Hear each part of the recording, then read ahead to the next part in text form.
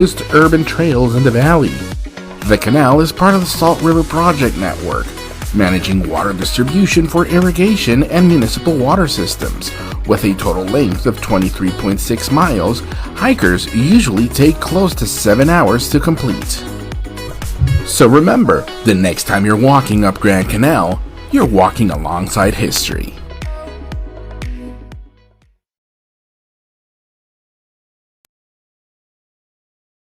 Welcome to Phoenix in about a minute. We are here in front of Booker T. Washington Elementary, built in 1928. Named after leading African-American intellectual of the 19th century, Booker T. Washington. The school is located at 1201 East Jefferson Street, the first black elementary school in Phoenix, a two-story building built for $100,000, or a little bit shy of $2 million in today's economy. With the capacity for 450 students, the school wasn't just a learning spot, it was also a social gathering spot for the African American community who saw the school as a symbol of pride. The school would close in 1984 and would be reused as office space now for New Times and V Digital Services. The building was added to the Phoenix Historical Property Register in June 2005. More than 50 local business and community leaders participated in the annual Partner with the Principal program, facilitated by the City of Phoenix Youth and Education Office. After experiencing a day in the life of a school principal, participants gathered for a luncheon at Grand Canyon University, where the discussion of fostering lasting partnerships continued. The overall goal is to improve the quality of education and workplace readiness in Phoenix. Here's a spotlight on a featured business and school partnership.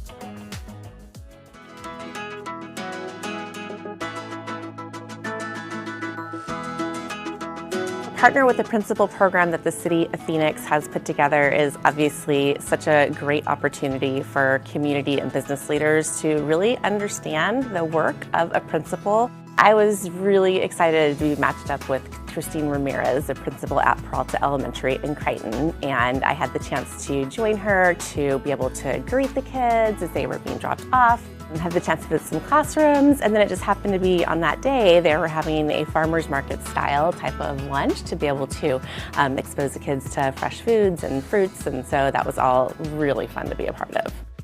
Having Carla, I loved having her shadow me through this program, and I feel like it just gave a lot of opportunity for her to see the day-to-day.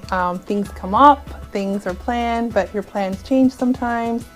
It was really nice for her to walk in the footsteps of a principal. I liked her questions for me that were more like ponderings about how the school system is, because it's probably very different than when we went to school, but the opportunity for her to participate in some of the activities we did on just a normal Halloween day here in the school was pretty calm, but also just different. Every day is pretty different, and I'm glad she was able to experience that with me. Let me tell you, I think being the CEO of Valley of the Sun United Way is 100 times easier than being a principal of a school because of all the variables that a principal has coming at them. Their mentors, their coaches, their parents, they are leaders. They truly are our community's heroes. I learned so much from Christine, Mrs. Ramirez, and I was with her, and look forward to maintaining that relationship and continuing to learn from her. I've participated with Partner for a Principal for about the last 6 years. I have had the pleasure of meeting some incredible principals, really walking in their shoes for the day, understanding what they're facing from day to day. And if you've not been able to experience that and walk in those shoes, you truly don't understand the full vision to what's happening. Children are coming to school hungry. Children are coming to school with needs. You don't see that or read that all the time. So this one day gives you that ability to truly understand what's happening. And then you can then come back and figure out, how do you build that partnership? How do you help make this a better experience for everybody, for our educators, for our children, for our community? This was my first time doing Partner with a Principal, so I was very excited to be at Union Elementary. We first started off by just having a conversation to meet each other and to share a little bit about our school, what makes our school unique. But then also, which really felt special, is she really spent time getting to know our needs. One of the things that we talked about were teacher incentives and finding ways to just thank the teachers all year round for everything that they do. We frequently recognize them with a note or a thank you card or something like that, but sometimes it's nice to get a little extra something to go along with that. When a need arises, knowing that Mr. Welsh now has a friend over here at United Way that he can call for something small or something large. I can't promise that we'll always have what it is that he needs, but at least we can put it on our list. We can reach out to our corporate partners, our community partners, and see if we might be able to assist. Valley of the Sun United Way is connected to community partners all across the valley. So when we are there with this experience, we're listening, we're hearing, and we're trying to figure out where we can interconnect and meet the needs that the school may have. Part of the work here at Valley of the Sun United Way and our Mighty 2026 goals, they're aligned to increasing third grade reading scores. So as part of that work evolves, we co-lead Read on Phoenix with the City of Phoenix. So we know that some of these needs are truly around literacy and how do we interconnect and what does that look like. So I'm excited to share that the work that the City of Phoenix has been doing with Read on Phoenix as a whole is to build community literacy hubs. And that has happened in the Cartwright School District as well as in Murphy. And then Read on Avondale Southwest Valley has built a literacy hub in Union. This is a way that we are really targeting by using specific data, meeting the school's needs, and bringing in the resources that families need together. So we have worked in a different variety of ways. So Blitz the Bus was in the Southwest Valley. That's where we were able to work and target the schools in Tullison and Union to get those students school supplies, uniforms, backpacks, and so forth. Our key goals are to increase third grade level reading proficiency by 25%. We know that's a key indicator of future success for our youth, and our vision as United Way is to make sure that every child, adult, family has every opportunity to succeed in school, in life, and in work, and this fits exactly with that. All of our kids need caring adults. So I would really encourage you to look into ways to volunteer within our schools and not only provide resources, but just provide that human resource, that caring adult to our youth. It takes all of us. It's the village that makes our children successful.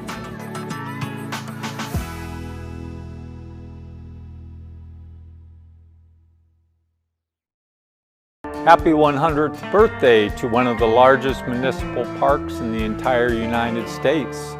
South Mountain Park began in 1924 when the City of Phoenix bought from the U.S. government 14,000 acres of land in what was called the Salt River Mountains at the time. From 1933 to 1940, 4,000 workers from the Civilian Conservation Corps built pretty much the entire infrastructure of South Mountain Park as we know it today. It currently has upwards of 50 different trails you can enjoy and upwards of 100 miles that you can go mountain biking, just regular hiking, backpacking, whatever suits your pleasure, even roller skating. All of the different things that are available at South Mountain Park, including the thousands of Huhugan petroglyphs that are over 1,000 years old, are all different things that add up to South Mountain Park being one of the Phoenix points of pride.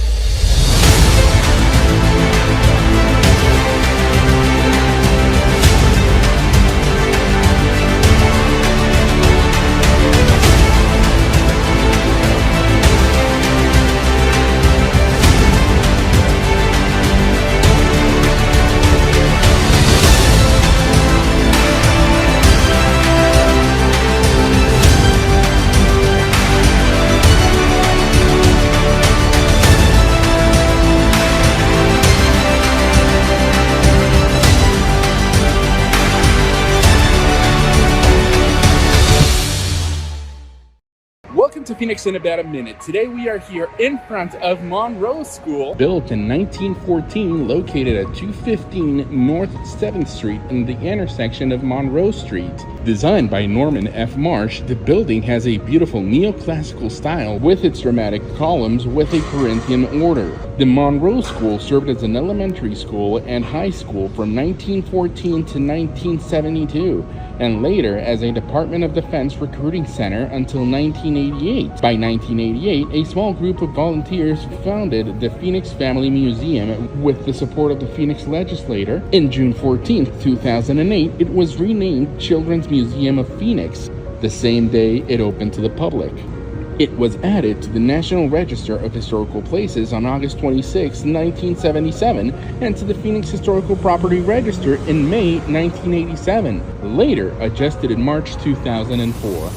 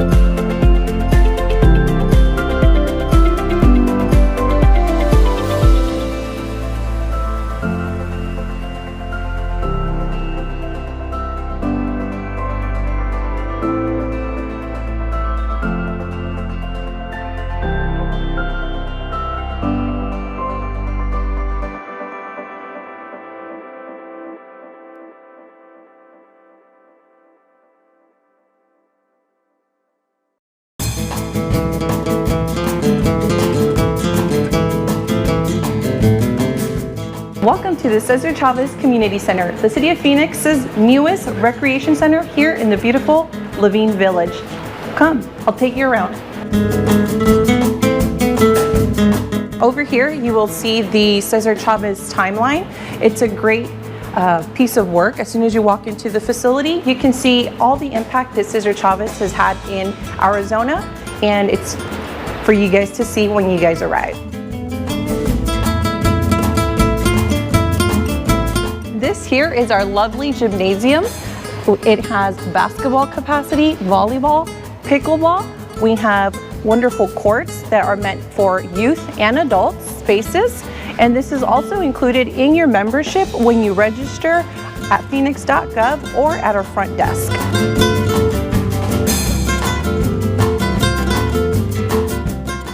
Welcome to our multi-purpose room. This room is designed to have special events, meetings, take classes. It seats anywhere between 80 to 100 people and is reservable.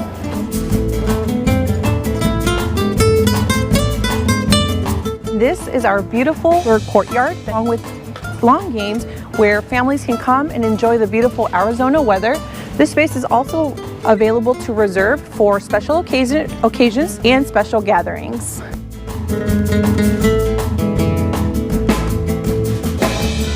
And this is our beautiful teaching style kitchen that we have here at the Cesar Chavez Community Center. It is designed to teach classes here in our community. So if you're interested in cooking 101 or maybe baking, this might be a good class for you to come and take. We have stoves, refrigerators, microwaves, and I know this will be a great place for you to come and enjoy and learn to cook. And this is our wonderful game room space where it's designed for youth and adults to come hang out and engage in a friendly game of pool table, hockey, or foosball. This is also a great space for parents to come hang out while their children are taking classes here at our lovely community center. This is one of the amenities that is included in your membership here at the Cesar Chavez Community Center. And this is our beautiful upstairs fitness center that is designed with cardio machines, free weights, weight machines, and if fitness is one of your goals, this might be a place for you. Out here, we have this beautiful view of the Estrella Mountains, where while you're working out, you can have a great view here. This also has an outdoor space that is designed to take a class, maybe like an outdoor yoga or meditation class. Also a reservable space, so if you have a meeting and you'd like to enjoy the beautiful weather here in Laveen, this might be the spot for you. And this is our wonderful indoor walking track. So if you don't want to be outside, you want to get out of the sun for a little bit, you can come in here and take some laps. It is used to walk or run, and keep in mind 14 laps is 1 mile. To the side, you will see all of our Laveen historic photos. These photos date back to the 50s, and you will see some of the lovely traditions that still happen here in the Laveen Village, such as the barbecue parade and the Laveen parade.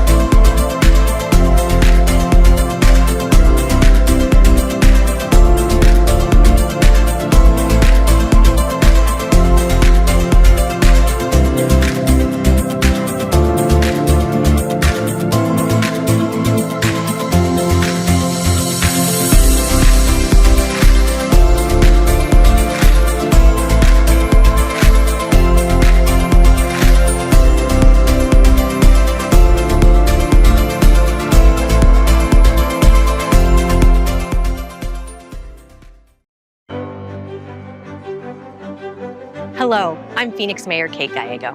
What if I told you that the cure for cancer will come through Phoenix, Arizona? I believe that it will.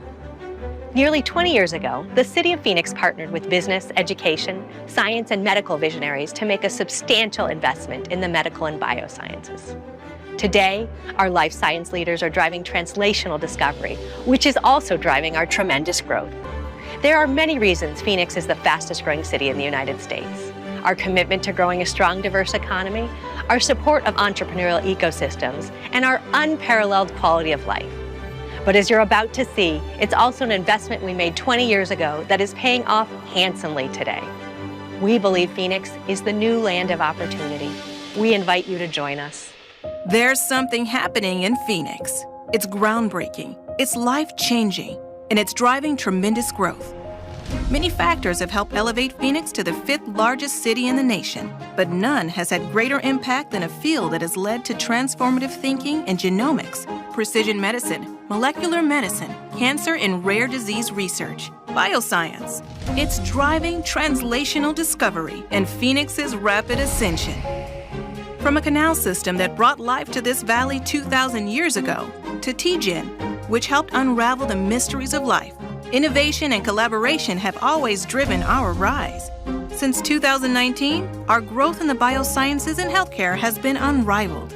In that time, we've added millions of square feet of biomedical space, billions in capital investments in primary facilities, creating thousands of new jobs. That places Phoenix in the nation's top 5 for emerging life science clusters.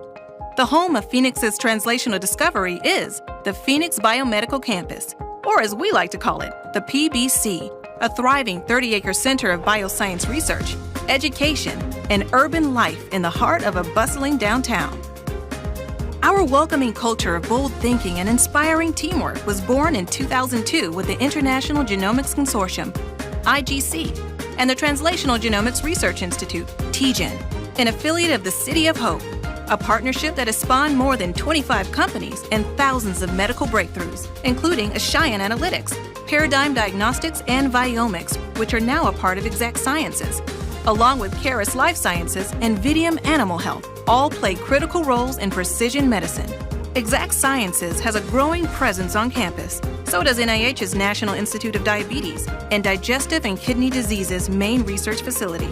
The newest addition to the campus is 850 PBC, a 227,000 square foot fully lab-enabled building designed for bioinnovation and collaboration.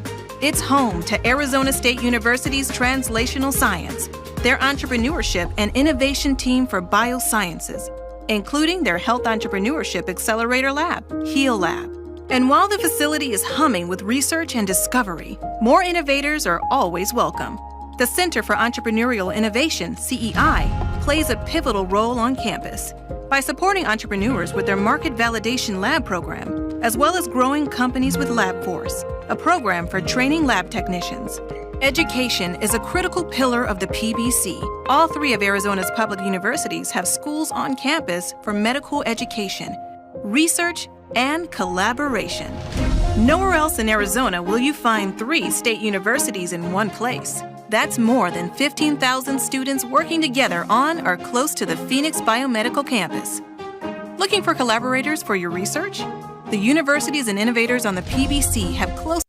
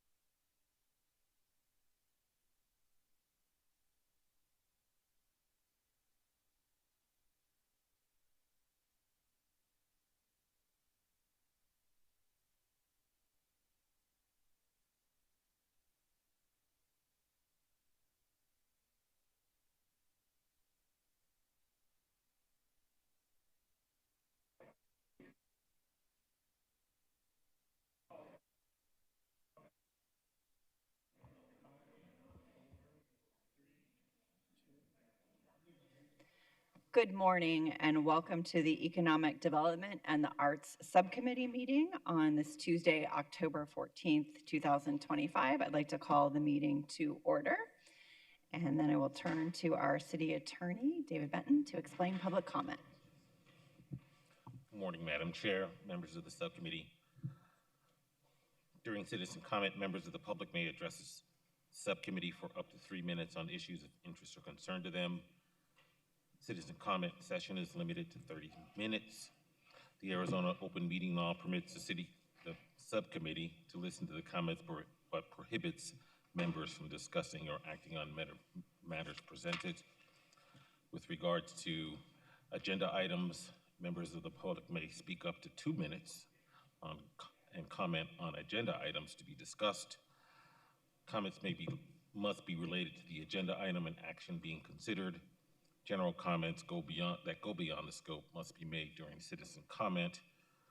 Subcommittee and staff cannot discuss or comment on matters related to pending investigations, claims, or litigation. Additionally, any member of the public who appears before a subcommittee in their capacity as lobbyists must be required to disclose that fact during the comment period. Thank you, Madam Chair. Thank you so much, sir. Next, we will allow our interpreter to introduce herself, Elsie Duarte. Madam Chair O'Brien, my name is Elsie Duarte, and I will be providing Spanish interpretation during today's Economic Development and Arts Subcommittee session. I will now take a moment to address our Spanish-speaking audience. Buenos días, mi nombre es Elsie Duarte. Estaré interpretándole a nuestra audiencia de habla hispana durante esta sesión del Subcomité de Desarrollo Económico y Artes. Para escuchar la reunión en español presencialmente, favor de pasar por unos audífonos ubicados a la entrada de la sala de cámaras. Las personas que pasen al frente, al igual que las personas que se registraron virtualmente para hacer un comentario público, podrán hablar sin interrupciones durante el tiempo disponible. Sus comentarios serán interpretados al momento que usted termine de hablar. Gracias. Thank you, Madam Chair. Thank you, Elsie. And we have call to the public. We have nobody for call to the public. So our first item on the agenda is the approval of the minutes from the September 10th, 2025 meeting. Do I have a motion? I move to approve. Second. I have a motion and a second. All those in favor, please say aye. Aye. Any opposed? Hearing none, the motion passes unanimously. For our second agenda item, Art and Private Development, we will invite Mitch Menchaca from Arts and Culture Director, Carrie Brown, the Deputy Arts and Culture Director, and Josh Bednarik, our Planning and Development Director. Thank you so much for joining us all today to talk about this very important topic. Well, good morning, Chair O'Brien and members of the subcommittee. I'm Mitch Menchaca, Arts and Culture Director, and I am joined by colleagues Carrie Brown, Deputy Arts and Culture Director, Josh Bednarik, Planning and Development Director, and we're here to discuss art and private development. The arts inspire and bring joy to residents. They beautify public spaces, strengthen community pride, help students' success, create solutions for civic issues, and bolster the economy. Engaging with art fosters a sense of belonging and pride in public spaces, enhancing community identity and cohesion. Public art is a way to engage the community and can include murals, sculptures, like the one seen here, integrated architectural elements, landscape design, and digital new media, to just name a few. For municipal arts agencies, like the Phoenix Office of Arts and Culture, public art is funded by public funds, created through a public process, and for public spaces. The Phoenix Public Art Program was created through an ordinance that allocates 1% of the city's annual capital improvement CIP budget to public art projects. The Phoenix Public Art collection comprises over 250 outdoor site-specific pieces, like this piece, Shadow Play, that's on Roosevelt Road, that adds shade, solar power, and also art, that was done by the Streets Transportation Project to add to the pedestrian experience on Roosevelt Row. Public art often serves as an iconic landmark that defines the character of urban spaces. It can also enhance the aesthetic appeal of public spaces significantly increase property values, making it more attractive to buyers and investors. This piece, known as A Path to Water on 6th Street in Butler, which was done through the Water Services Department. During the community engagement and fabrication process, we saw neighbors clean up their yards and paint their homes to welcome the new public artwork. They also create vibrant environments that attract businesses to establish an aesthetically pleasing location, thereby boosting local economies. Art and Private Development, or AIPD, is another opportunity to invest in public art, where developers allocate a percentage of their project's construction cost to original, site-specific public art. The art becomes an accessible public amenity, enhancing urban landscapes, creating a sense of place, and benefiting both the surrounding community and, again, the local economy. The image here is a large-scale mural on the side of the Majestic Theater in Tempe as part of the City of Tempe's Art and Private Development program. Art and private development goes beyond murals. Artwork can also include sculptures, integrated architectural elements, landscape designs, and again, digital new media, just like our CIP program. The piece shown here is an integrated lighting installation of stainless steel lotus flower that provides shade and a visual focus as it hangs over the center courtyard of the Medallion Building Project in Los Angeles. This is part of the LA Department of Cultural Affairs Art and Private Development program. At night, the sculpture changes color and intensifies as people walk below it. So how does Art and Private Development, or AIPD, work in most cities? In most cities, public art has a requirement. Many cities have an ordinance that mandate private developers to fund and install public art on their properties. Developers contribute a certain percentage of their project's valuation or construction costs towards the art. The Art Commission is often site-specific, meaning it's created for and integrated with that development project. And then there's an approval process, and usually the Municipal Arts Program or another municipal agency reviews and approves the art plan, often in stages from the initial design to the final installation. And then there are things called in lieu fees. Developers have the option in some ordinances to pay a fee instead of installing art on site, and these funds can be used to support either the city putting public art in that private development or other initiatives. But again, art is integrated into private development, can take a wide variety of forms. This is our Park Central Mall project by Plaza Companies. And you can see that they've done sculpture, architectural design, and have been a really great partner. But I'm going to turn it over to Carrie Brown to discuss the AIPD programs in a couple of valley cities and other larger cities in other states. Thank you, Mitch, and good morning, Chair O'Brien and members of the subcommittee. I will share a few key findings from art and private development programs, as Mitch said, here locally, as well as a couple of our peer cities. So first, the City of Scottsdale established an art and private development ordinance in 1985. It applies to planned block developments in downtown Scottsdale only and allows developers to either commission an original work of art that must be publicly accessible or contribute fees to the Downtown Cultural Trust Fund. The budgets are based on 1% of building valuation. The program is managed by Scottsdale Arts, a nonprofit city contractor who may be hired by the developer to manage the public art projects. The Scottsdale Public Art Board, which is part of Scottsdale Arts, is the approving body. Like many AIPD programs, Scottsdale specifically states that wayfinding signage, logos, mass-produced artwork, reproductions, and design elements that are not created by artists are not allowed under the ordinance.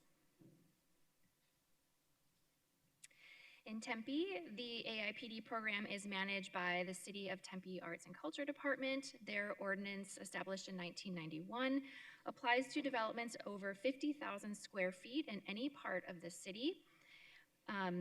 Budgets are calculated per square foot, currently at 58 cents per square foot, which is updated on an annual basis. The ordinance allows for developers to commission an original work of art or contribute funds to the Tempe Municipal Arts Fund. The department will attempt to use these funds at or near the development site, but has the flexibility to use the funds in other parts of the city for public art or cultural activities. The public art projects are managed by developers, usually through art consultants, but approved by the AIPD committee, which is made up of city staff. The Philadelphia Housing Development Corporation manages an AIPD ordinance that applies citywide to any developments over $100,000. Established in 1959, the ordinance allows for developers to commission an original work of art or contribute fees to the Fund for Art and Civic Engagement. However, if the development budget is over $1 million, then the developer is required to commission a permanent public artwork at the site. The program is managed by the Housing Development staff as well as the Public Art Commission, which is made up of local art and design professionals, and it is funded with 5% of the in lieu of fees that are collected. The program also states, The program also states what is not acceptable under the ordinance, but does allow developers to petition to use the 1%, which is calculated from the total construction cost, for architectural restoration if they are working on a historic property.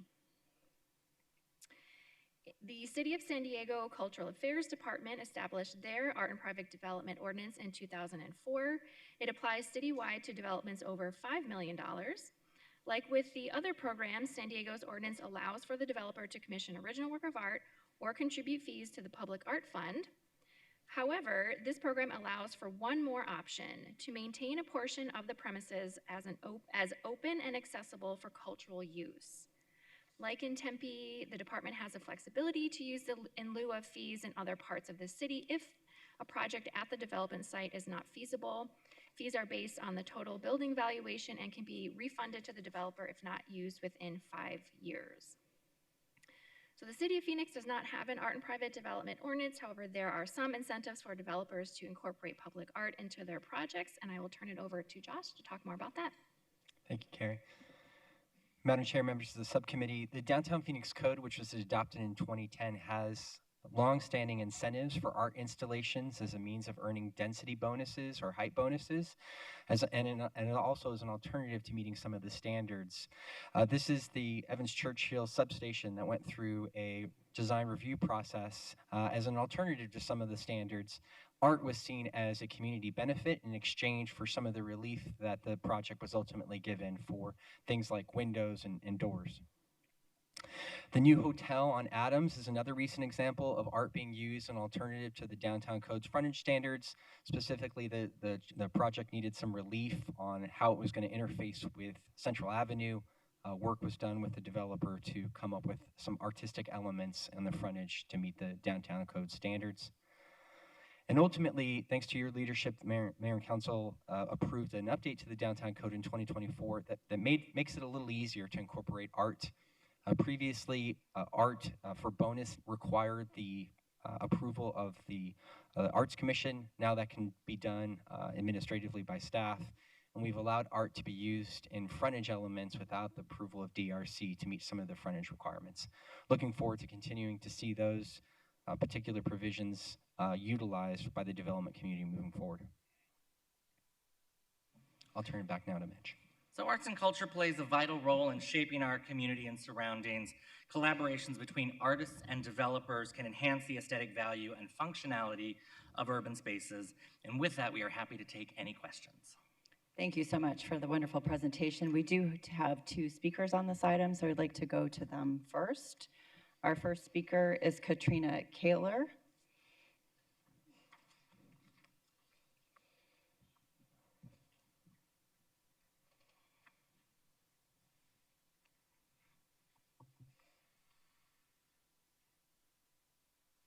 Good morning, Vice Mayor O'Brien, members of the committee. Thank you for your time and attention to this important subject. I am here representing 2 efforts. I'm going to let the next speaker speak in more depth to Phoenix Community Alliance's efforts to focus on art and private development. As Mr. Josh Bednarek just mentioned, the Chapter 12 of the Downtown Code was updated thanks to the efforts of the Arts, Culture, Public Life Committee that I am honored to chair of Phoenix Community Alliance. December 2024 was the first time the use of the word art was used in the Downtown Code to this degree, and we are very happy with that victory. And as Josh mentioned, we look forward to the implementation of this. Much like many other sectors and matters that come to the city, downtown Phoenix is often a leader. And when it comes to arts and culture, downtown Phoenix has demonstrated its leadership. With my hat as President and CEO of ArtLink Inc., a 501c3 nonprofit organization founded by artists in 1989, We believe it's the time for the rest of the city to follow this demonstration of arts and culture and creativity and benefit from that effort. With thanks to Councilwoman Pastor, we've partnered on many projects in the past. We look forward to partnering with all of you as this moves forward. And there is a path forward for this. I really strongly urge the city to look at this as an ordinance. As you investigate this, I know you'll be listening to many members of the community, but you have natural partners in this. ArtLink is one, of course, but the artists of the community are here. The talent is here to partner on this effort, and we can beautify the city together. This risk is low. The return on investment is very high. We are in competition with many other cities, not only across the valley, but across the nation. People have choices about where to live, no matter what sector they engage in terms of their employment, but they want to live in a city that is creative, thoughtful, and beautiful. Thank you. Thank you for your important testimony. And then we next have Patrick McDaniel.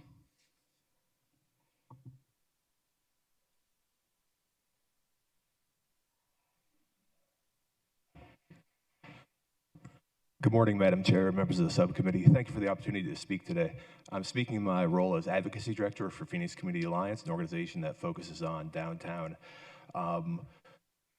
We really, as an organization, we really see art as a way to plant a seed, a way to attract people to downtown, a way to make downtown as a place where people would like to live. Art and private development, as our city continues to change and grow and evolve downtown, art and private development, those assets can be what attracts people to downtown, what makes people want to live in a certain part of an area, what brings economic growth, development, vibrancy to downtown. Art is such a tool to allow for people to gather, to connect. As we have more and more of an urban setting in downtown, it's important that we provide those tools. I really hope that the city continues to explore opportunities to work with developers, innovative opportunities to work with developers, to provide for art and private development in downtown. This is what will continue to bring people to downtown. This is what will bring residents. This is what will bring businesses. This is such an important step in our continued economic development, evolution, and growth as an urban core of downtown. So please, let's work together to find innovative ways to enhance, to incentivize, to enhance art and private development, as this is the path forward for a lot of our evolving commercial areas and residential areas in downtown. Thank you very much for the opportunity to speak. Thank you so much, Patrick, for coming and sharing that testimony. I had asked for this item to come, and our downtown is beautiful and has art and could have more. I'm not saying there's too much, but one of my frustrations from being in the northwest part of the valley is that the only places we can have art is where something is done with city dollars and we use 1%, which means it might be at a water facility, and not that that's not a great place, but it's not a place where we see a lot of people hang out. And so my desire to have you all here today was to look at what our options are. It's important to have art everywhere in our city as we are bringing in more businesses and more people, and we want to continue to do that. Art creates culture, and culture creates community, and that should be throughout our city, and we can't have any of that without the arts. So turn to my colleagues. Councilwoman Stark. Thank you, Madam Chair. I was planning director back in 2010 when we decided to dip our toes into looking at art in the private sector, and I'm very excited to see that it's really moved forward in what we did in 2024. I agree with you. We've done quite remarkable work as a city. I will tell you, one of the pictures that you showed was a piece of artwork in Sunny Slope. When that went up, that neighborhood changed. They really started sprucing up the area. There's a sense of pride. So I think it's important that we do talk to the private sector and look at a citywide ordinance. So I would support that. Thank you, Madam Chair. Councilwoman Pastor.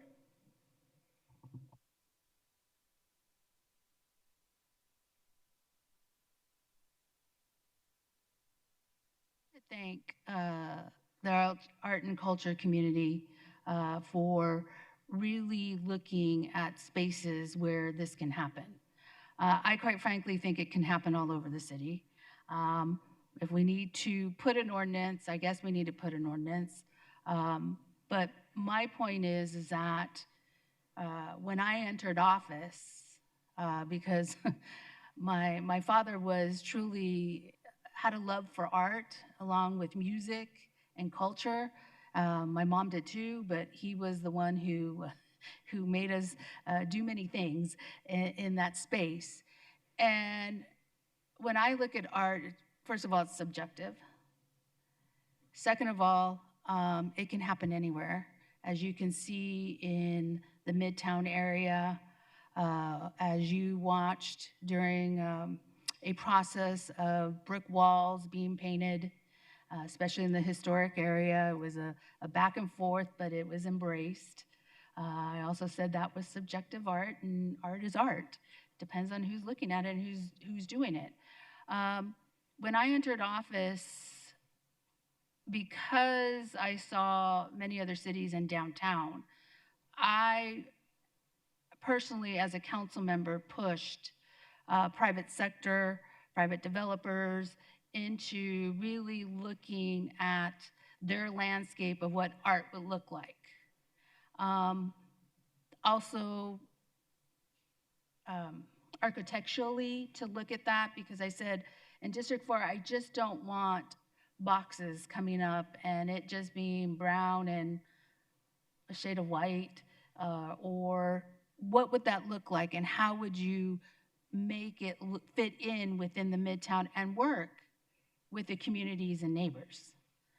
As I leave office, I'm going to archive all the projects that have placed artwork throughout their buildings and murals and even architecture-wise, so that I can leave that behind for future council to really embrace the fact of arts and cultures is what makes a vibrant city live and breathe. And I feel like private development, if any, can engage in a way where they can look at a city like that and do that. The other piece is, I think, if anything that needs to happen is really maintenance of the artwork. If anything, we probably really need to push within our space more dollars for the maintenance of the artwork that is current in order for us to maintain it and keep it as vibrant as it was when it was built. And I don't know if we add that in the ordinance or what, or how we go about doing it, but that's the space I think we need to move forward in, is really in the maintenance. So thank you. Thank you, Councilman Pastor. Councilman Robinson? Thank you, Madam Chair. I want to start by repeating a couple things that have already been said. It's an exceptional presentation, and really appreciate the opportunity to understand more completely about when a lot of us already know this, but what the arts truly mean to our community. I have the same concerns that my fellow council members have voiced with regard to it going citywide. I mean, that's truly a wonderful idea. We're fortunate in District 6, we have the Shima Art Center that works on some of these things. Clearly, we could be doing more, the botanical gardens.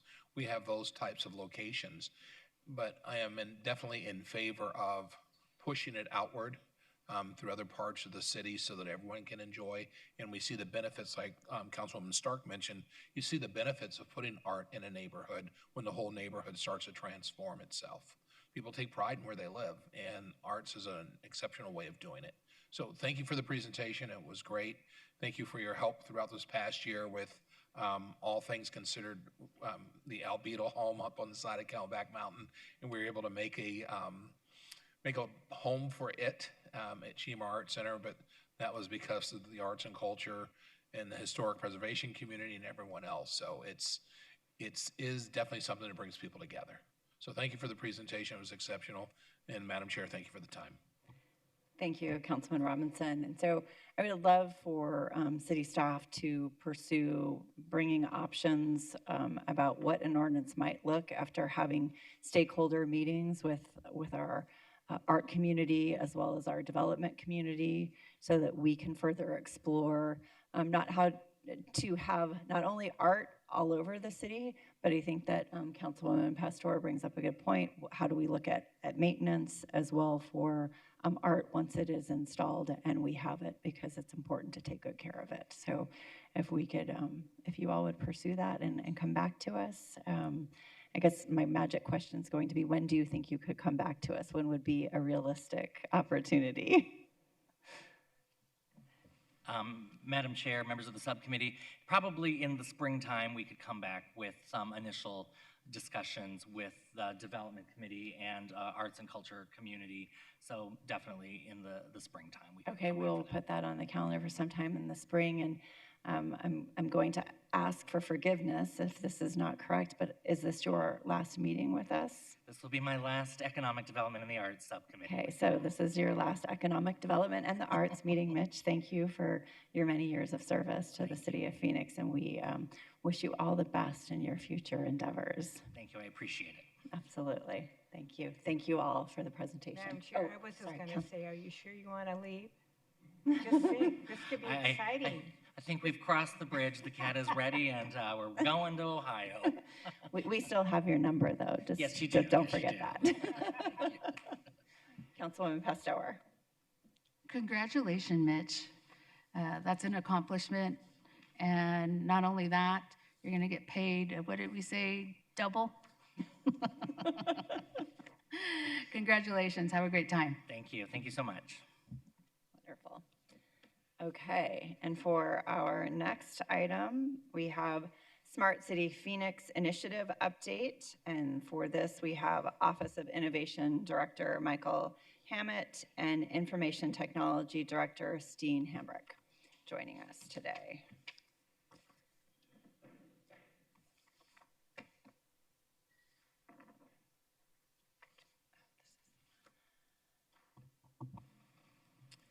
Thank you, Madam Chair, members of the subcommittee. It is a pleasure to be here to provide an update on the development of the city's first Smart Cities roadmap. The Office of Innovation and Information Technology Services began consulting with International Data Corporation to develop the city's first Smart Cities roadmap. IDC is a leader in advancing smart cities technologies, strategic use of data, and also system design changes across municipalities around the world. IDC is helping the city develop this plan as a foundational plan to really direct our efforts into the future, but also in today. What needs to be done today? What is really critical about this is that we will connect this plan to approved plans and initiatives and priorities of the council and our city leadership so that all of this works together. So those plans would be Plan Phoenix, Vision Zero, Transportation 2050, Climate Action, Heat, and our ITS technology plan as well, among many others. So what is a smart city?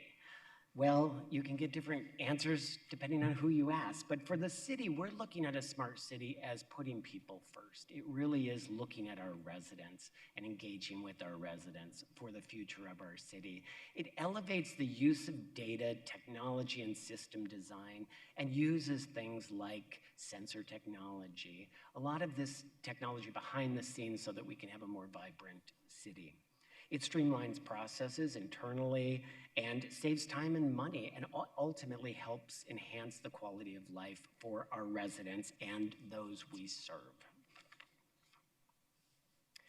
When we began working with IDC, we wanted to really meet with our departments. We surveyed departments, staff, leadership, and also met one-on-one to really dig into our departments and understand what is happening, what are our successes, what is working well right now, and then what are the opportunities, the big ideas for the future, and what are some of the barriers to that?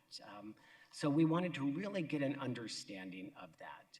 So we determined that there were about 130 plus ideas and projects, initiatives in various stages across our city. So those would be things like passive detection technology for bicyclists and cyclists and pedestrians, and the great work that streets transportation is doing in the way of Vision Zero and enhancements for community. The Park Phoenix tool that was developed by our convention center to help people come to downtown to park quickly, efficiently, and then go play and work and do all the great things that you want to do in downtown. Cool pavement program with our street transportation department. That is smart because it's in collaboration with Arizona State University, working with scientists to really validate what is working and to pivot and change along the way. And we are leading in that realm. Our Smart Phoenix platform in planning and development to really help engage the development community, put development in the hands of not only our business leaders, but our residents. And that will continue to evolve and set a foundation that the department can grow from and potentially have opportunities outside of planning and development for that technology. Remote water monitoring and leak detection. Right here on the screen, you see our smart chilled water system. Danielle Vermeer from the city manager's office is gathering a little bit of water from that. Each of those is smart because they have smart meter technology on them. And beside that, you see a graph that shows a red bar. That red bar alerted us to a small leak at the unit outside of City Hall. We were able to be alerted from a dashboard, take quick action, work with Public Works team, and get that corrected. And before it became a real problem, it was a very small leak, so it's working in that regard. We also, up in the left-hand corner, is the ARIN. That is the automated road analyzer. That is a data-driven technology, literatively and figuratively. It passes through our streets of the city and is able to assess the pavement conditions so that the streets department knows where to take action where there's most need for that.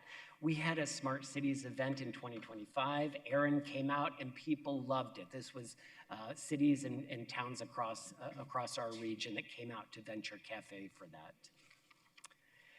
And up in the left-hand corner is our Ike Digital Kiosk. This is Street Transportation Department. They are embedding these in downtown. There are six of them currently.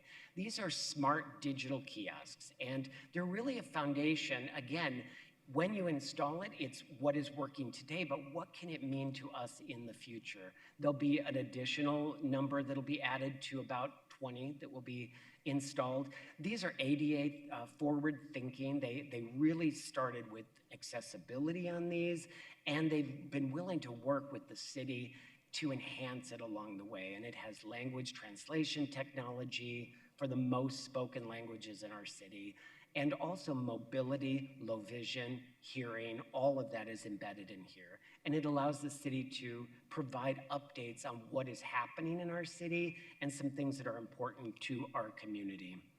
Cando is an AI wastewater monitoring system. You see a little chart in the top right, and that is our water services department. This is one example of the AI technologies that water is using to ensure that our systems are functioning properly. We have 540 square miles of service for our water services department, 7,000 miles of pipes. So AI is helping water services actually assess the functionality of these pipes. And that is really, again, that is the future, but it's happening today. And Cando is an example of, it's really a simple technology that has AI that alerts the water department if anything unusual is going into our water waste stream. So those are really great, and water services really jumped in to pilot and then advance that.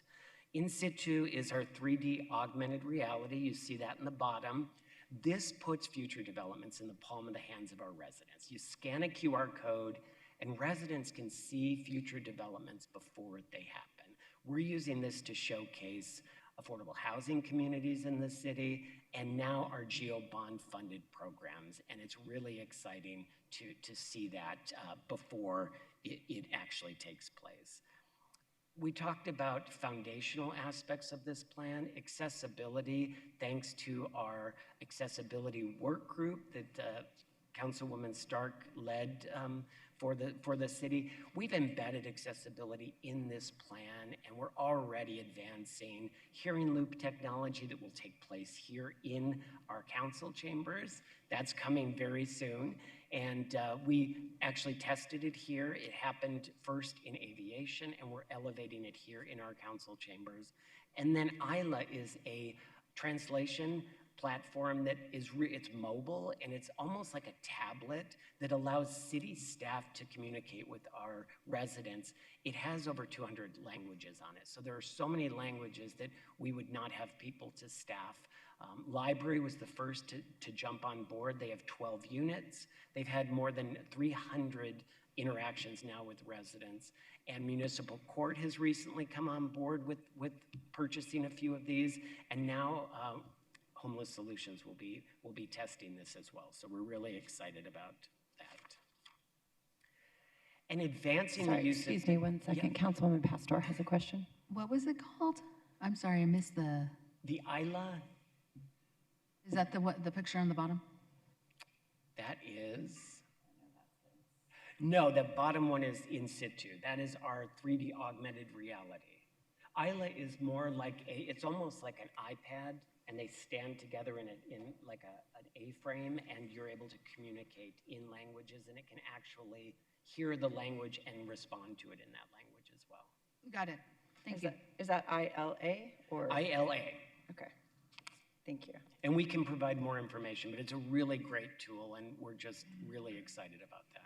I think that would be awesome to have more information about that, as well as what we're using to help folks who struggle to hear. I know that at my community meetings, I don't always have the technology, and I have some residents who attend and struggle to hear what's being said, even as much as we try to make that. So that also would be helpful if you'd share that with my office. Thank you. Thank you. We will do that, Madam Chair, Council members. Advanced use of data is foundational for any smart cities work, and it's on the front end, but also what is coming out of the smart cities technologies as well. Our city manager's performance dashboard is really a model across the nation and around the world in terms of how you can show the health and functionality of the city across departments. We have 31 departments, 170 key performance indicators, and it's really the umbrella of all things related to performance management and data as far as moving the needle on our priorities. We now have GEO bond funds up there as well on the dashboard, and we recently did an enhancement for functionality for individuals, accessibility related with mobility, low vision challenges. So that is always evolving. And our open data portal, it's very robust. It has more than 100 data sets across city departments, and a lot of that feeds up into the city manager's dashboard as well. So that is really a significant enhancement that our information technology service has been expanding. Our What Works City certification, we're very proud of this. Only 3 cities in the world have platinum level certification. We've been on this journey since 2017, and actually it was our first roadmap that led to the installation of our open data portal. So it's not just assessing us, it's guiding us into the future across alternative emergency response programs, as well as procurement and data management and performance as well. So we're very pleased to have that, and we're now 2 years into our assessment, and we will be moving into another evaluation coming up within the next 12 to 18 months. And now I will pass it off to my colleague, Steen Hombrick, Information Technology Services Director. Thank you, Michael. Madam Chair, members of the subcommittee, as Michael stated, data is foundational to a smart city, and nowadays you can't really talk about data without talking about artificial intelligence or AI. By effectively leveraging AI with city data, AI will empower the city of Phoenix as a smart city. Thanks. Ways we will empower our smart city through AI include a number of different examples. The first one is city engagement.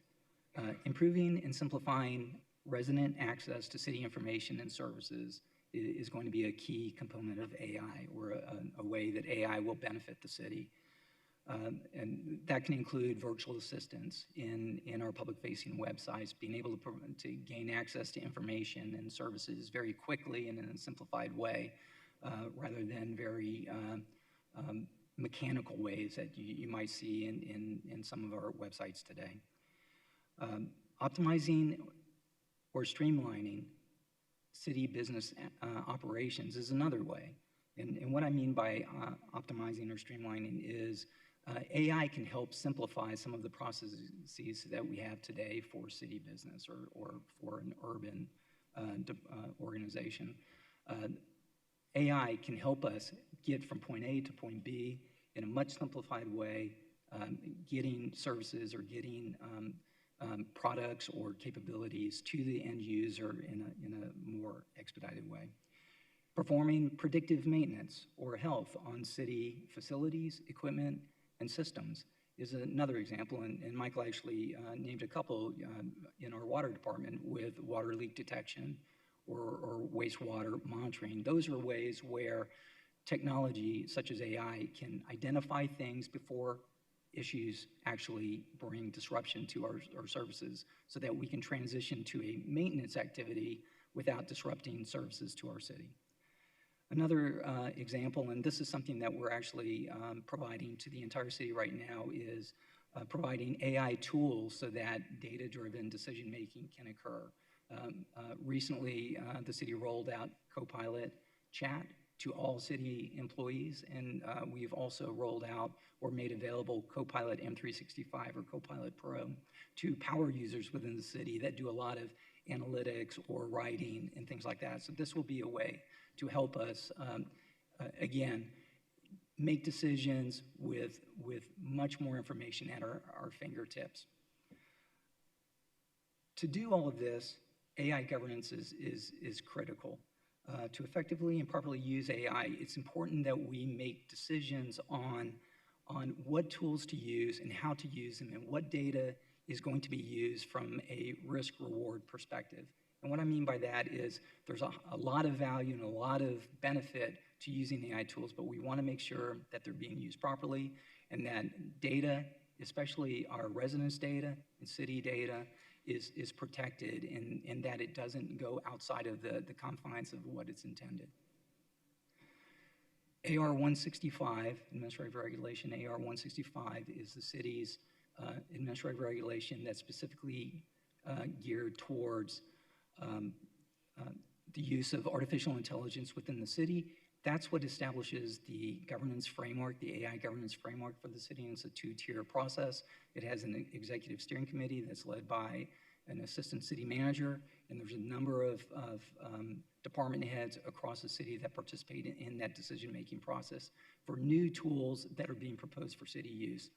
Below that level is a subcommittee that's a more technical level committee that is used for evaluating privacy implications, security, and actual technical perspectives of any tool that we're using.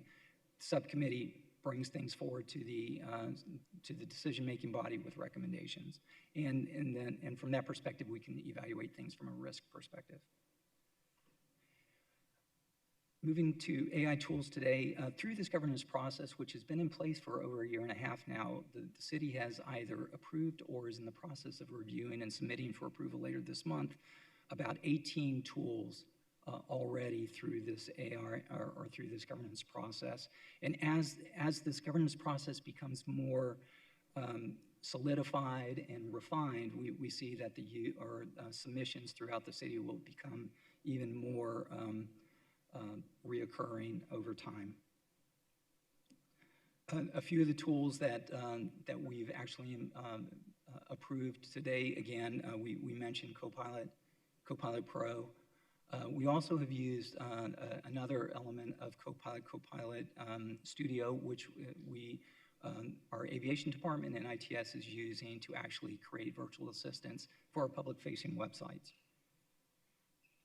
We're also using or we have available an AI assistant in WebEx, so that as meetings are taking place in WebEx, that note-taking can occur, and summarization of the meeting, so that can assist at the conclusion of the meeting in recalling what was said and what action items may have been taken. Moving into the future, advanced AI usage is something that we see happening more and more as well. We see that as, again, we mentioned, a lot of the tools that we've approved today are essentially extensions of existing tools that we've used within the city. We see adopting AI to actually zero in on business processes across the city. I mentioned virtual assistants in skyharbor.com and phoenix.gov, but we also see in planning development, for example, is evaluating artificial intelligence as a means to accelerate the permitting approval process for businesses and residents moving forward. We also have an RFP on the street right now for enterprise asset management, and from a predictive maintenance perspective, this will likely be an element of whatever solution comes out of that process. Sorry, so will you say again what that RFP was for? I missed one of the words. Enterprise asset management. It's Okay. really geared towards facility asset management, and for example, aviation and managing Sky Harbor International Airport. All of those buildings, runways, things like that are considered assets. From a water department, pipes are considered assets, things like that. And so this will give us an ability to manage based on when should life cycle replacements occur for facilities or components within an asset.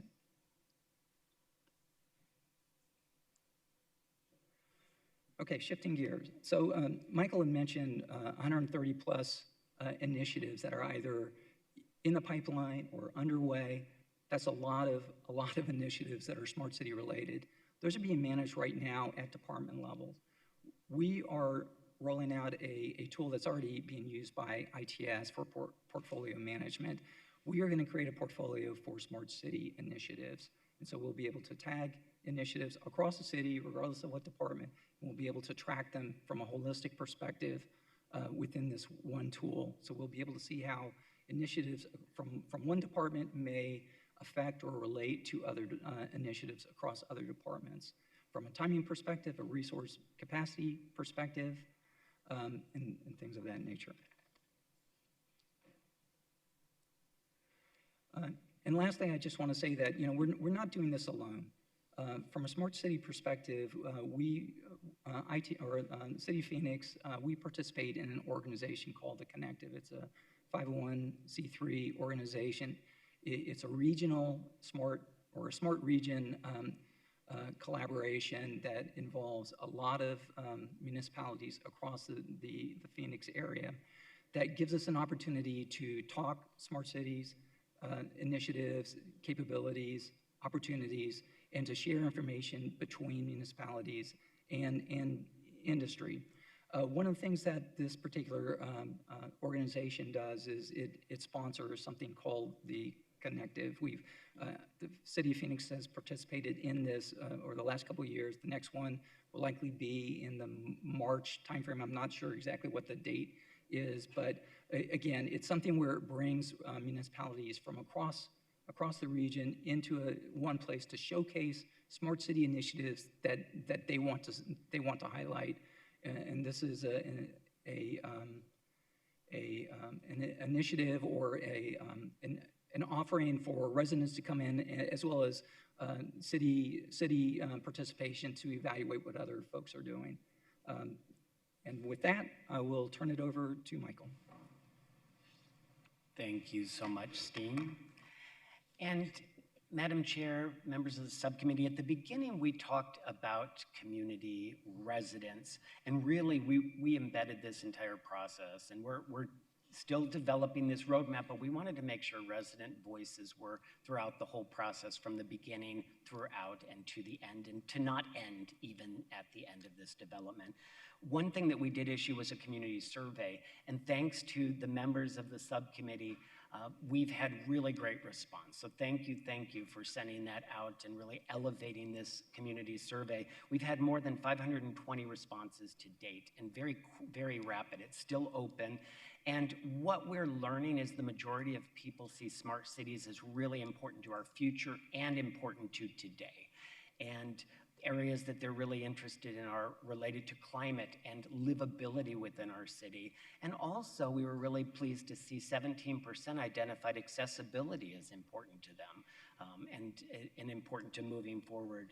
We also did library outreach, and we wanted to go into each council district and meet with folks and provide that opportunity to do one-on-one interaction. And we had some really good response.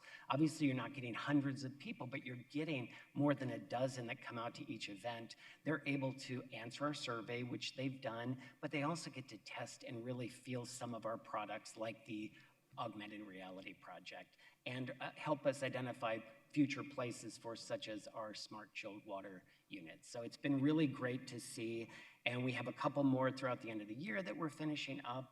We also did the Innovate Phoenix Challenge event May 15th of this year. And that was our 5th Innovate Phoenix Challenge, where we bring community, businesses, moms, students, teachers, startups together to help the city solve priorities that mayor and council is looking to address. We had 150 people turn out for this, and this particular one in May was to look at advancing smart cities in our region. And we kept it open in terms of whether it be technology, system design, or use of data, but we helped them focus in on public spaces, accessibility, and active transportation. So we're assessing some of what came out of that. It's helping inform our roadmap, but we also want to look and see, are there ideas we can move forward as well? And again, we like to say that, you know, a smart city doesn't have to look like a Tom Cruise futuristic movie. Though we love those, it can blend seamlessly in the background and still have that forward-facing environment that we all love. And so that was really a lot of what came out of this event with our community. So to wrap this up, we are really excited about this. We're excited and thankful for your feedback along the way, and looking forward to more feedback as we develop the final iteration of the roadmap presented to council. And we're also working to advance our Smart Cities Working Group. And this has been in place for about 18 months, and we're continually adding new departments, leadership, especially with some of the transitions, to make sure the right folks are there at the table. This is going to help us coordinate across city departments. This roadmap will not get in the way. It will help lift up what is happening and coordinate that. And as Steen said, with our outside partners and internal partners as well. We've been really fortunate over the course of the last 2 years to have many finalists in the IDC North America Smart Cities Awards. We had a winner in 2023 and a winner in 2025.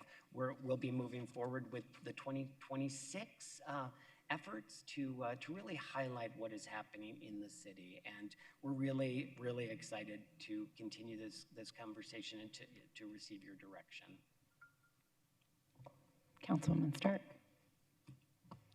Thank you. This is a great presentation. Actually, I've asked for a presentation similar to this at TIP, but just focusing in more on infrastructure. For example, in Prescott Valley, they just recently installed smart meters for every household in the city.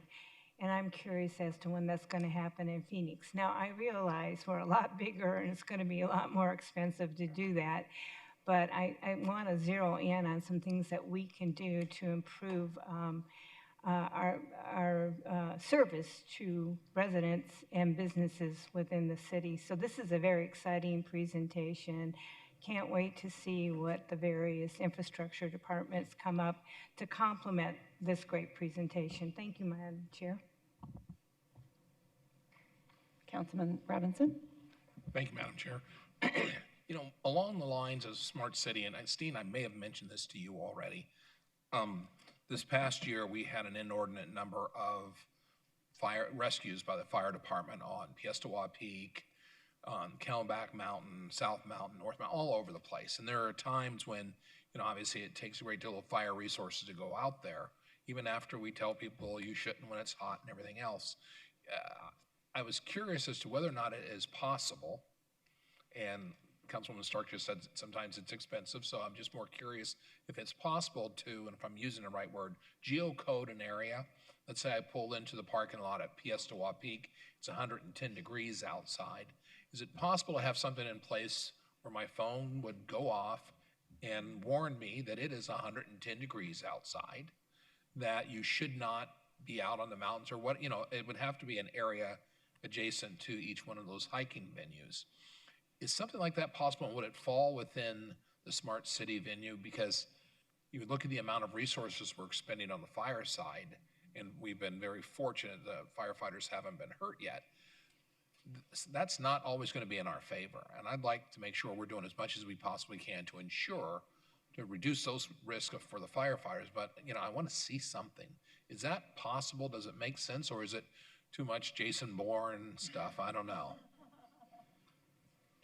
Madam Chair, members of the subcommittee, Councilman Robinson, I think it's a very interesting question, and it's one that we've had some conversations about within my organization. I think that there's probably, using that specific example, there are probably some privacy issues related to that in terms of communicating with people that may not want to be communicated with. But I think that there are alternatives or other technologies and smart city technologies that could address your specific concern, but maybe not specifically in the way that you're talking about. So with that being said, ITS is actually evaluating your question already, and my intent is to come back to you, and I can come back to this subcommittee if you would like, to actually give you more information in terms of alternatives that may be less impacting from a privacy perspective. I'm sorry. Thank you very much. I appreciate it because, like I said, there was a few weeks ago, I think we had 4 rescues at the same time. So you look at the amount of firefighters that are out of service to help people who should have known better. And I think we have a responsibility to do what we can to warn people from getting into trouble. And if they do get in trouble, we want to do the best we can at hoping that our firefighters aren't in as much danger because they put themselves in that position. So thank you very much. It was a great presentation. I really appreciate it. Thank you, Madam Chair, for the time. Excellent question, Councilman Robinson. Councilwoman Pastor? Yes, I'm happy to see that Smart City is moving ahead. I believe, I want to say Ray Dovalina, and that's a name way back, right, Brianna? We had this smart city conversation a while back, and really going back to, I'm glad to hear Councilwoman Stark is wanting to bringing it to TIP, because the smart city piece that we analyzed and looked at was really built around infrastructure.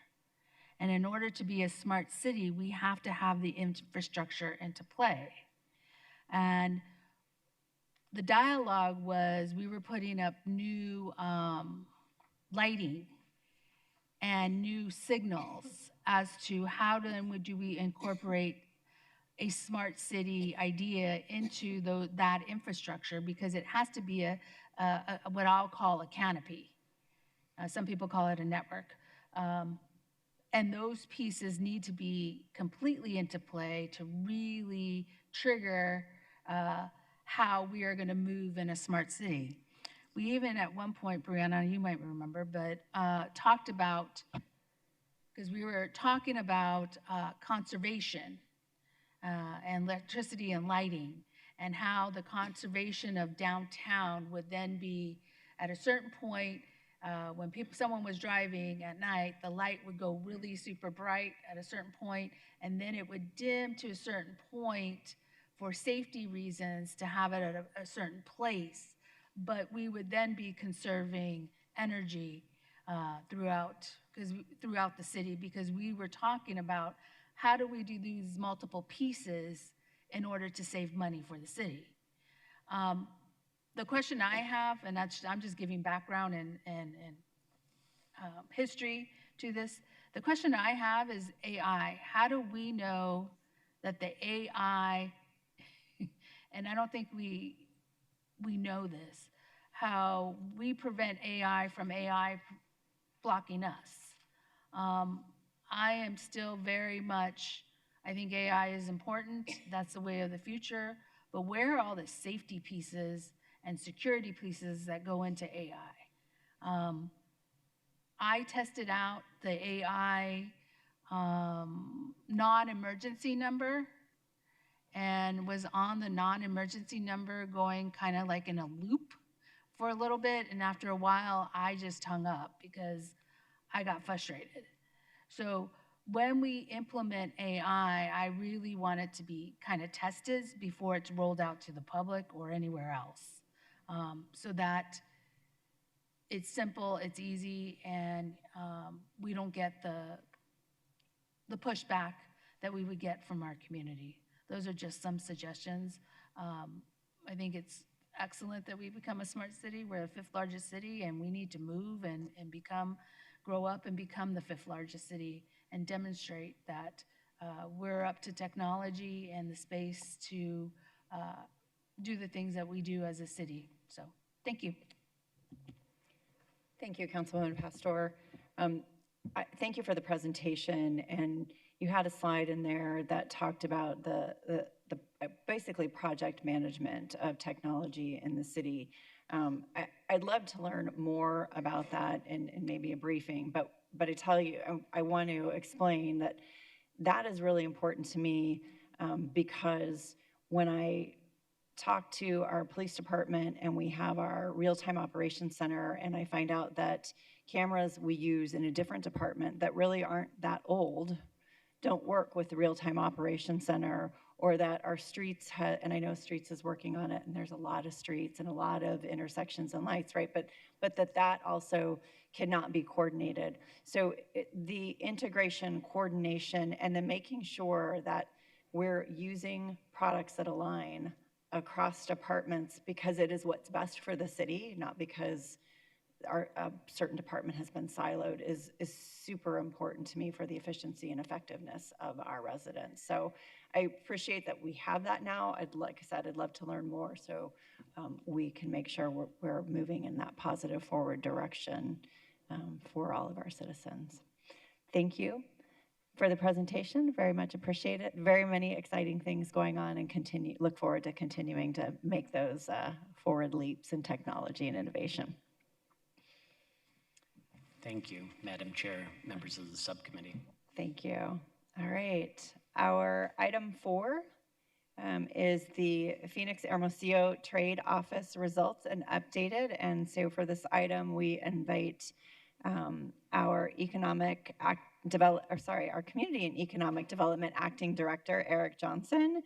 We have Deputy Community and Economic Development Director, Nathan Wright, as well as Economic Development Program Manager, Juan Batres. Thank you for joining us. Good morning, Good morning, Madam Chair, members of the subcommittee. It's our pleasure today to give you an update on our Phoenix Hermosillo Trade Office. As you may recall, about 3 years ago, we'd entered into a 5-year contract to provide services for that trade office and business development services for the city. With that, we're excited to tell you about some of the successes and activities that we've done over the last couple of years, especially last year. With that, I'm going to hand it off to Juan Batres to provide you more detail. Good morning, Madam Chair and subcommittee members. Mexico continues to be Arizona's main trading partner with about $20.6 billion in trade. And just to put things into perspective, to make a comparison, China is number 2 with $7.1 billion, and Canada is in number 3 with $5.5 billion. But what is exactly that we are selling to Mexico? At the top of our list is copper, ore, and concentrates, minerals for the most part, electronics and aircrafts, and that accounts for about $9 billion in exports. And what is exactly that we buy from Mexico? At the top of the list, we have produce, We have computer electronics and electrical equipment. I have to say that those electronics that I mentioned that we export and engine parts, they come back to us in the form of final goods or sometimes partially finished goods, and those products typically go back and forth, across the border 4 or 5 times in order to be completed. Imports account for about $11.6 billion. And as you can see, Mexico and in Arizona, we are a co-productive area and we depend from each other. Our office in Mexico is represented by Mr. Antonio Proto and Ana Maria Araque, who both of them have more than 20 years of experience in international trade. What the office does in Mexico, number one, we promote trade. We work with Phoenix companies that are looking to develop business in Mexico, and Mexican companies that are trying to develop business in the city of Phoenix. We foster business-to-business relations. We support and create the space, as I call, trade missions and events that we support for sure in order for businesses to interact with each other and network. We attract foreign direct investment. We work with companies that are looking to physically locate their operations in the city of Phoenix, and we showcase investment opportunities for commercial real estate, including industrial and retail.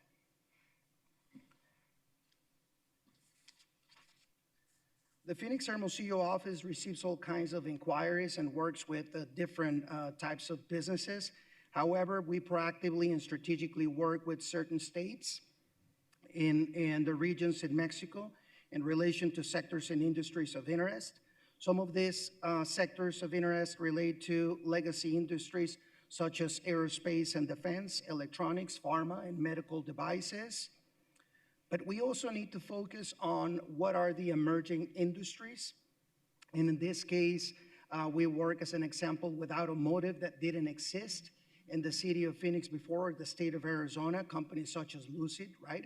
And we also try to work with industries that are key to support our ecosystem, such as the chemicals industry, the rare minerals industry, and the consumables to support, as an example, the semiconductor industry. Since the rededication of our office in Mexico, we have assisted a diversity of businesses. In fiscal year 2021, we assisted 62 companies. In fiscal year 22-23, 166. And in fiscal year 23-24, 294. This brought us to a total of 24 companies incorporating their businesses in the state of Arizona, and 7 companies locating physically their operations in Phoenix. And Madam Chair and subcommittee members, it is my pleasure to introduce today the results of fiscal year 24-25. We assisted 290 companies last year. 2 companies incorporated in the state of Arizona and 2 companies located in Phoenix. I know this is 4 companies less than the previous fiscal year, but we were extremely busy.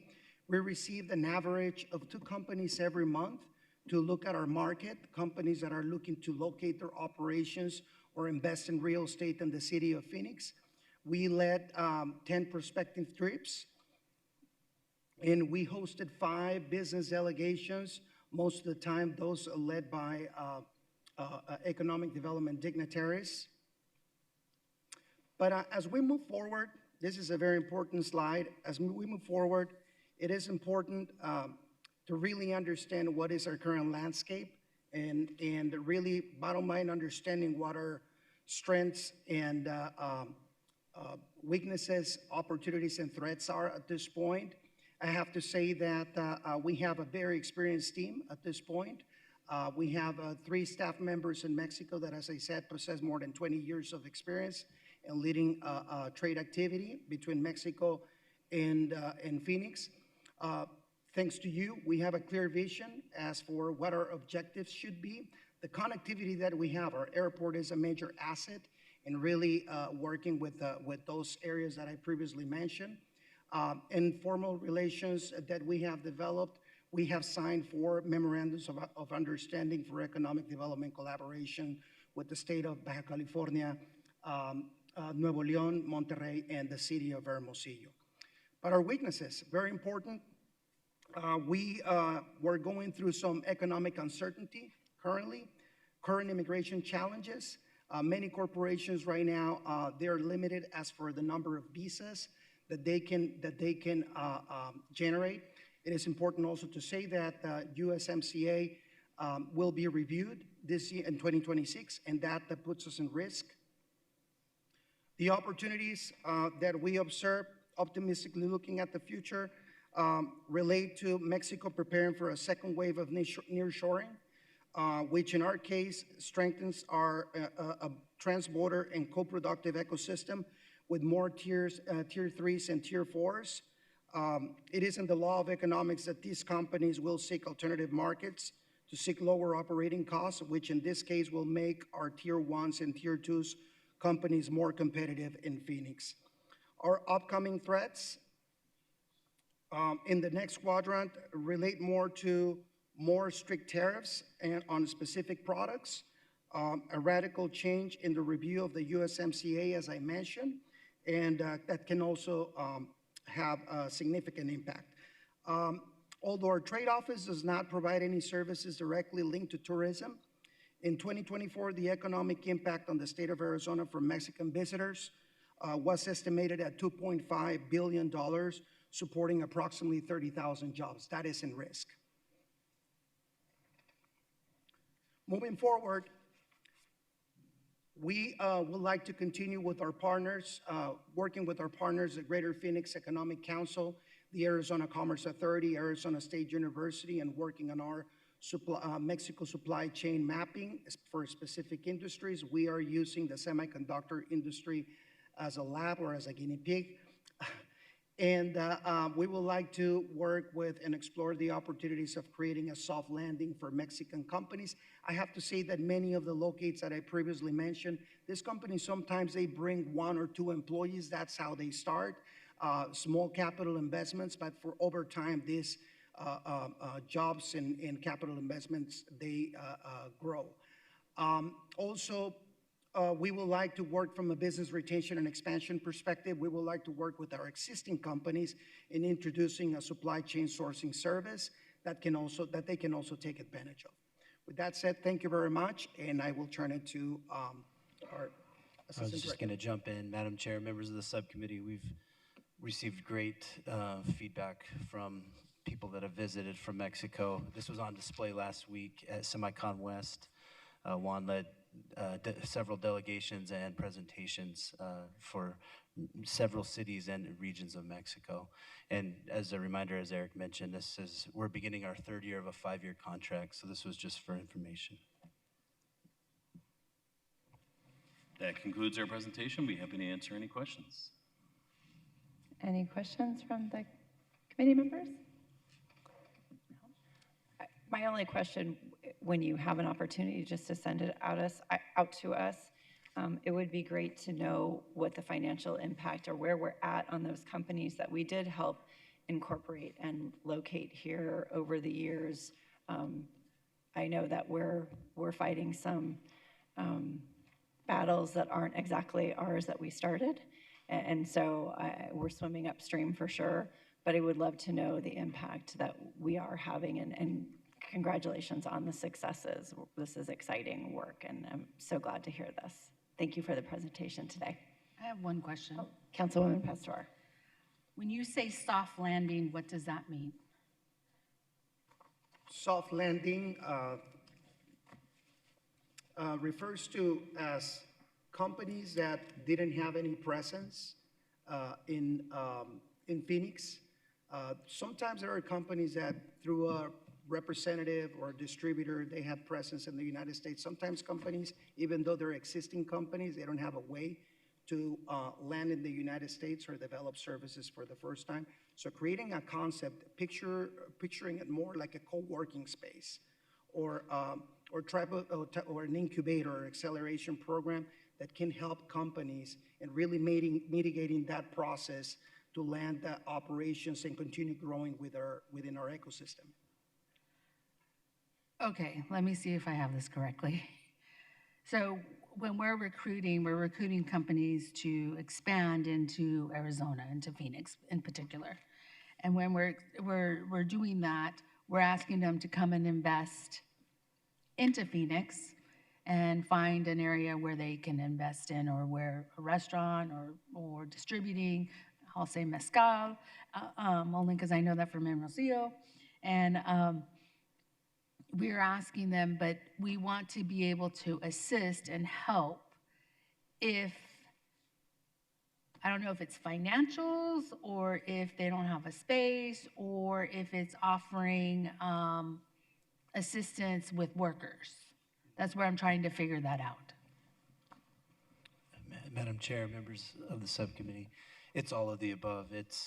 They're dipping their toes in our market, and this is a very cost-effective way for them to do that and allow them to get a feel for the market and see if it's going to be good for them, and then sign a bigger lease somewhere else and take more space down. Okay, so I can understand that. And I can understand that because I'm trying to think of the restaurant's name, but the restaurant that we placed on, or that was placed on Van Buren and First Street, I would say, yeah, First Street. That was a tough market for them. I mean, they had a great a beer, a Mexican beer. They had a great story, but that corner is a rough corner. And so I think for them, if we had those soft landings and really kind of looked at the demographics or the way the market was set up in that space, we could have probably helped and positioned them in a different environment within Phoenix. Because that's how I'm interpreting this, the conversation we're having, and that's why I'm thinking of them. Sure. Ideally, we would like to work with companies from day one, helping them in the planning process, helping them in really creating a very good market analysis and understanding traffic counts and pretty much identifying the ideal location for them. But sometimes we miss some of those stages, and we try to, as I say, evangelize the companies and work with companies and convincing them to please let us guide them through the whole process and the whole, all the services that we provide, because that's one of them. In fact, we have a robust, as for hospitality industry, we have a robust team on the retail side that can really help companies in understanding from traffic counts, as I said, and demographic information to really understand where would be the ideal location for a business to set operations. But sometimes we miss these stages in the process.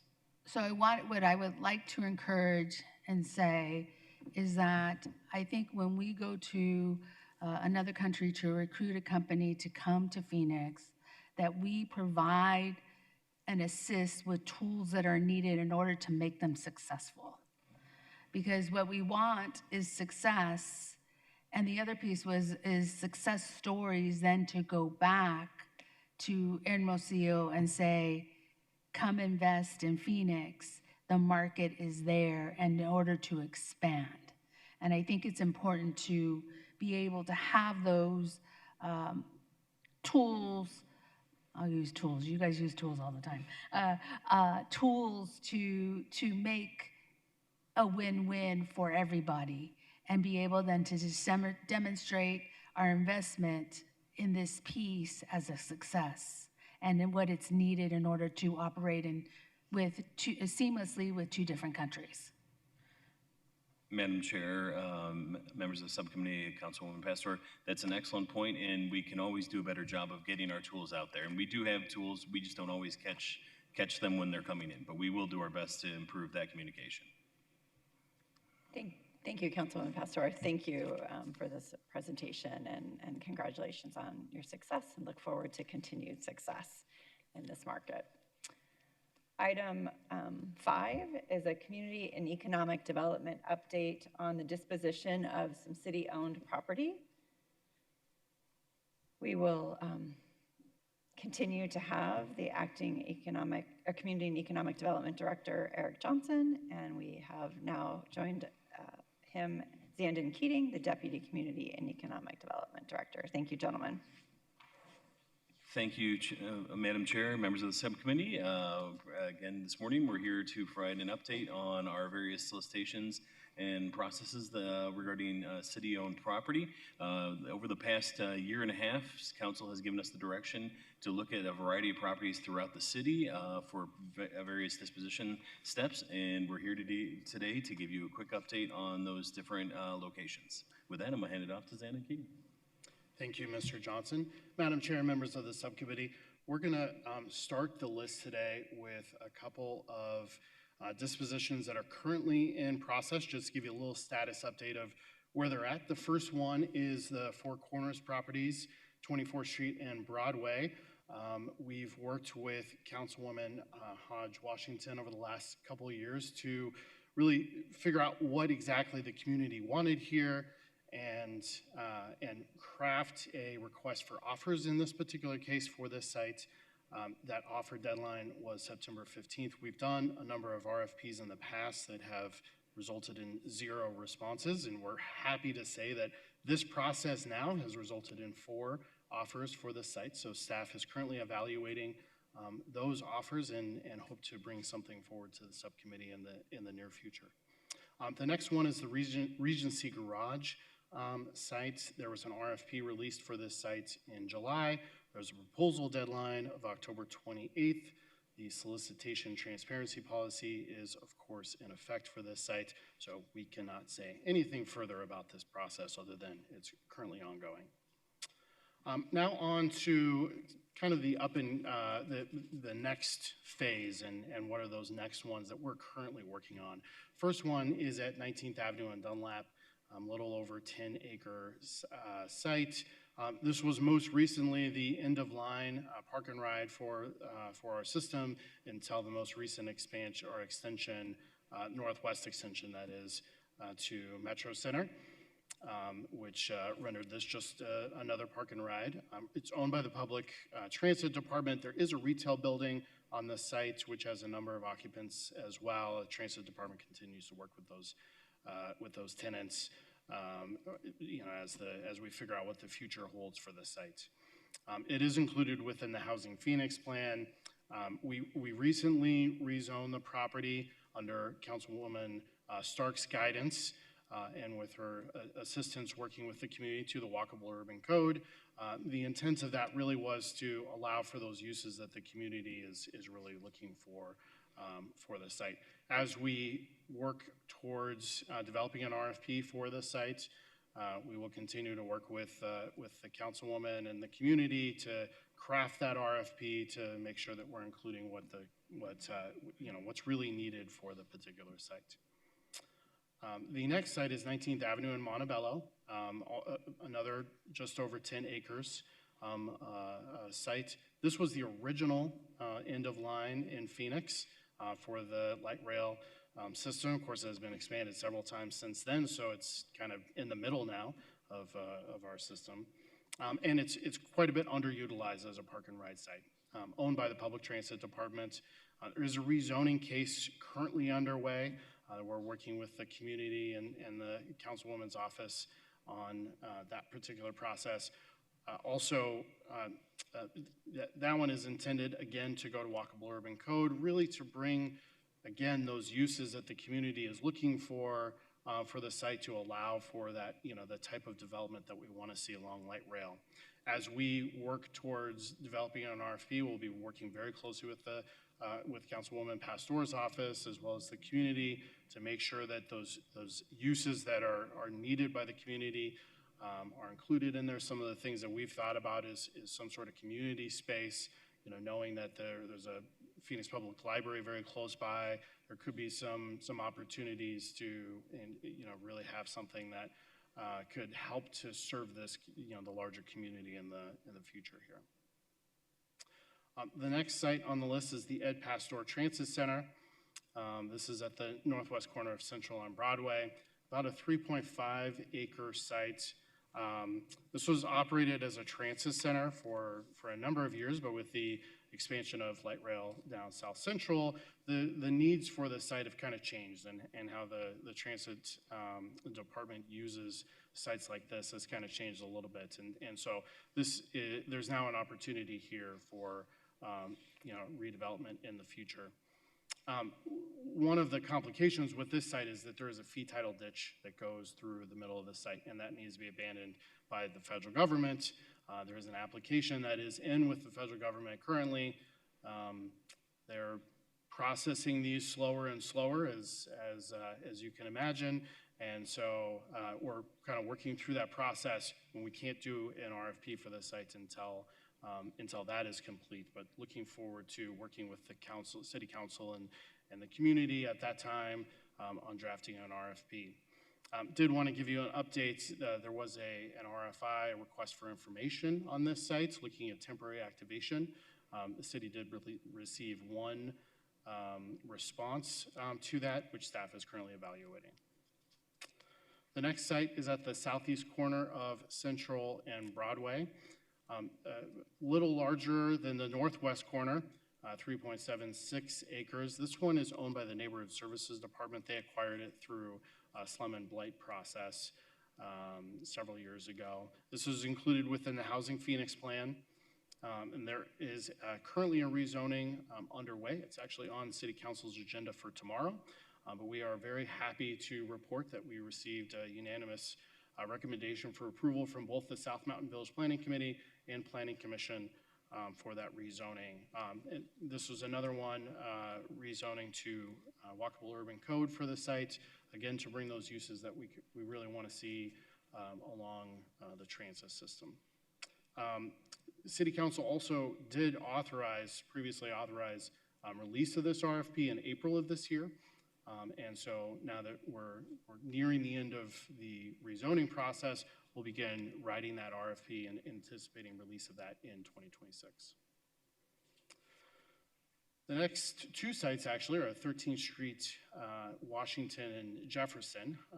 The first one is owned by the Neighborhood Services Department, approximately 3.37 acres sites. The next one is owned by the Aviation Department, almost the exact same size. They're just a few hundred feet away from each other. Both of these sites are pretty small, so we really anticipate the best use is probably for them to be combined with other properties in the area, but working with the community and the council office of the district working towards a RFP on those sites as well. And then our final sites, or there's three sites here as well, is 7th Avenue in Washington. Total, it's about 4.63 acres. Portion of this site currently serves as our police headquarters, and they will be moving here very soon to right next door to where we are here, 100 West Washington Street, leaving these sites all available for disposition. We've already done quite a bit of work on this RFP. We just recently completed a retail study, which is one of the things we thought was really important in setting this site up. That retail study told us exactly what we kind of thought we were going to hear, that there is a strong need for retail in this area. There's a lack of restaurants, of basic amenities for the community in the area, sort of your street level retail. There's a pretty severe lack of that in this particular area. And then it also showed that the broader area has a real need for larger scale retail as well. So either of those could really be supported on this site is what we saw through that study. So very exciting results. Councilwoman Stark has a question. On this 7th Avenue in Washington, have you had a chance to have a conversation with both the county and the state? I think they're probably more impacted. They're obviously building in that area, and so hopefully we can get some input from them. Chairman O'Brien, Councilwoman Stark. Yes, we've actually talked to both the Maricopa County and Arizona Department of Administration. They're both very excited about this opportunity. They own quite a bit of property in the area, especially the state owns a lot of property that they're looking at redevelopment in the area, and they see this as a potential catalyst for their redevelopment efforts in this particular area. The other thing that we've done on this site is we did just recently, earlier this year, complete a rezoning process for it. It was a text amendment and a general plan amendment that increased the density and the height limits on the west side of 7th Avenue. For whatever reason, they sort of got left off of the entitlements that were given east of 7th Avenue, and were left with a 30-foot height restriction, some restrictions just didn't make a lot of sense along 7th Avenue. And then the other thing with this is the City Council did authorize release of this RFP back in April. We've been working on developing that, but in the interim, the American Institute of Architects came to us with, they wanted to do what they call an ideas competition, using this site as really the base. The ideas competition it's a call for ideas from architects around the world. They can be students or professionals, there's different categories, looking for what are their best ideas with a piece of property. And so they wanted to use this site as the base of that, which we think will give us some really good ideas of what could come out of this site. We see, and the community really sees this site as a gateway, both to downtown, to the core of downtown, as well as to the Capitol Mall area, and want to see some iconic architecture that comes out of this idea, and some iconic development that happens, that can occur here. And so we see this as a great opportunity for that. Their timeline has them finishing that competition in January 2026. So we would expect to release the RFP shortly thereafter upon the completion of that. With that, we are happy to answer any questions. Councilwoman Pastor. I have a question, and it's about the Ed Pastor Transit Center. When that goes up for RFP, what happens to the naming?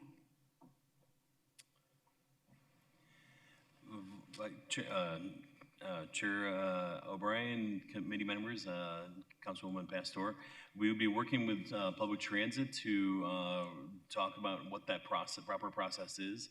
I don't have the details on hand right now of what those steps would be, but we would be working closely with public transit to identify what the proper process and procedure would be. To identify what? We'd be working with City Council to identify what would be the proper next steps for how to address the change of that station and what to do with the changing of the name. So I guess what I'm asking is, if that goes up for RFP, it's named Ed Pastor Transit Center, where would it be transferred to? I think, Councilwoman, the short answer is we haven't spent a whole lot of time talking through this issue, so we would need to work closely with the Public Transit Department and the Mayor and Council on future plans on how to proceed. So Okay. we need to take some time to think through that. Thank you. John, based on the Councilwoman's question, if you guys could do some more research into that and then provide us an update, that would be great. Of course. Thank you. Thank you. Any other questions? I just have quick. On 7th Avenue in Washington, the American Institute of Architects contest, is that for all 3 parcels or? Yep, Madam Chair, yes, it's the way that they kind of look at it is it could be architecture that could go anywhere, but they use all 3 parcels as sort of the base and say, here's your kind of parameters. So yes, it incorporates all 3 parcels, which could include, some sort of connection between the parcels, or they could, do something that's sort of a standalone. But the expectation is that any ideas that come forward would need to incorporate all 3 parcels. And were they given some kind of parameters based on what we know about that area and what it's approved for the contest? So we're not getting something Madam Chair, yes, that might yes, they not were. fit or belong there. Yes. Okay. Just double checking. And that's very exciting. It's very exciting, the prospect of all of these. I do appreciate the updates and look forward to continued updates and getting those RFPs out there to help move our city forward. Thank you both for being here and making that presentation. That is all of our agendized items. Do we have anybody? Nobody called to public. The items for future meetings are listed. Are there any additional agenda requests for future meetings? I see shaking heads. So given that, I'm happy to adjourn the meeting. Thank you.